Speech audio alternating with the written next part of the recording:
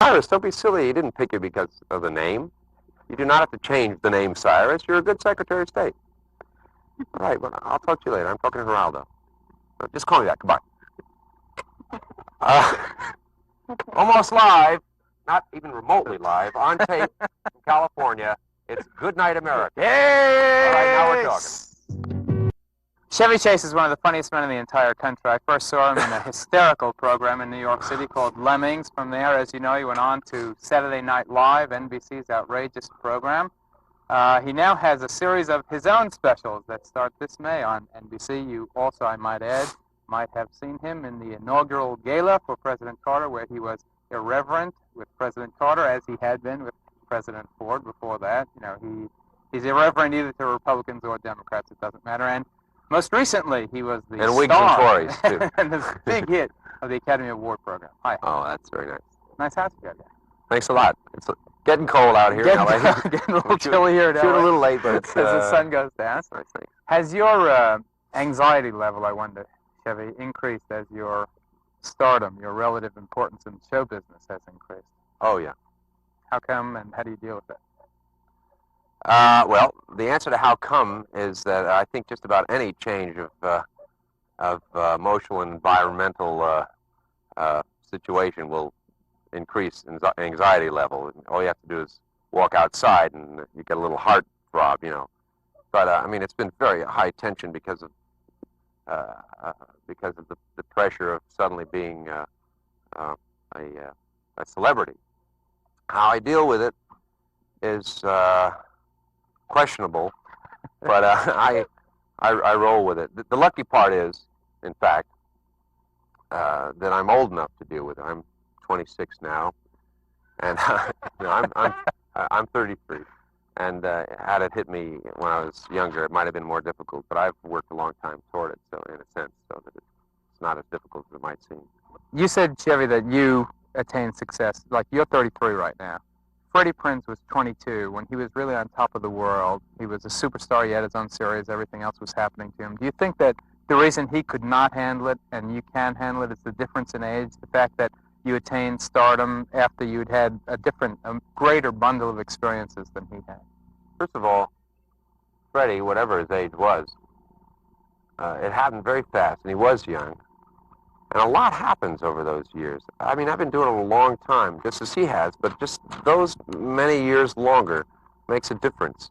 And you're more prepared for it. It's a question of wisdom, just as it would be with elderly people. I mean, it really is a question of more wisdom, better able to handle it. I think it probably ultimately raised his own anxiety level and the tension and the pressure on him to a point where he really wasn't ready to handle it. And it's too difficult when you're that young. It really is. It helps me that I'm just that much older. Especially in this town, it seems that a lot of people get into drugs and booze to smooth over the rough spots, to get past it. Yeah. Did you ever get into that, or do you see a lot of it around? It's all around me, but for me, straight as a board. Tylenol. No, I mean, it's of course it's around, but I mean, that's a whole other almost program in itself. Why do and what? I think that the problem, and I wouldn't talk about Freddie because I didn't know him that well. The problem with certain drugs, a certain amount of it, is that it tends to limit your perspective. Once again, you become more involved in your own head, and you may not have a real good grasp of what's really happened in the long run. And there's a lot of that here. And either you're prepared to understand it and deal with it in moderation if you do it at all, or not do it at all. And there are many people who don't. I mean, the idea that everybody in Hollywood is out there snorting or smoking is, I think, not really accurate. 80% maybe. No, but I mean, I know really creative people. I mean, Warren Beatty, as an example, is a very straight guy and turns out incredibly good work. There's no getting around it. But it does affect it, and the pressure is there. And the only reason people turn to it is for some sort of solace from the reality of the pressures and the people around you and all of that stuff. I'm still not really quite at the level where I'm being jumped upon at all times. When I am, you'll find me with liquor in my hand at all times. Bottle of vodka right there, on the head and the mouth. But I can understand that move. Has marriage simplified or complicated your life? Well, in some ways, it's done both. I mean, it's complicated because I have less time to enjoy it, and so does Jacqueline. But at the same time... and speaking of Jacqueline... Oh, and speaking of Jacqueline, speaking of Jacqueline, this is Jacqueline. Have your seat. Sit on my knee. Shall I have a... Cannonball Adderley. Well, here's a chair. Ah, chair. Oh. How Where's the unromantic. You like my lap better? Well, See, this how is do you what like it's that done with to a short husband? yes, this is not a good... You want to change chairs? This is the problem. I'm shorter. I was asking him if marriage simplified or complicated his life. You finished, and then I want to ask Jackie the same question.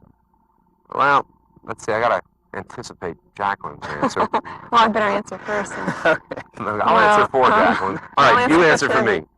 Well, Chevy would say that it's helped him quite a bit emotionally, but he hasn't had a lot of time in the last few months working on the special. And for me, it was more like it wasn't my idea of white picket fences and, the cute little idealistic marriage, because everything happened at the same time. So at one point it was exciting, but the other point it hasn't slowed down, so I'm waiting for that. Does that distress you, the pace of it? Well, in a way, because I like to move a little slower. There's a lot of home life. I mean, there's much time. I come home and there's dinner for me, and I say thank you, good night. That's Not exactly that, but... rough. Okay, I say thank you, nice dinner, good night. I mean, no, it is rough. Is the stress and the pressure and the schedule and the kind of cataclysmic forces that tend to tear you apart, is it worth bearing all that? Is stardom, show business, are the returns worth the penalty? You can't really say, because I think you wait for the time where you have some time together, where you'd relax and kind of cool out a little and feel real good about it, to recharge your battery to go on to the next thing. I think between now and when you die, you have to go through all these things anyway. It just shouldn't come in such a big bulk. That's the kind of question you can only answer ultimately in retrospect, maybe 4 years from now. Because as it's happening, you can talk as if it's rolling. I know what's happening and I understand it, and I'd like to comment on its emotional significance. In fact, it'll be years before I understand how it has affected me emotionally to have a sharp rise in a short period of time. And the same thing for Jacqueline. I mean, I think it's a difficult thing to answer. I mean, when you are finished talking to me, you've got to go whack and talk to somebody else maybe, and then we've got 5 minutes, and then I've got to go view something. I mean, you can't really know that yet. It's too early for me, at least, to know that answer.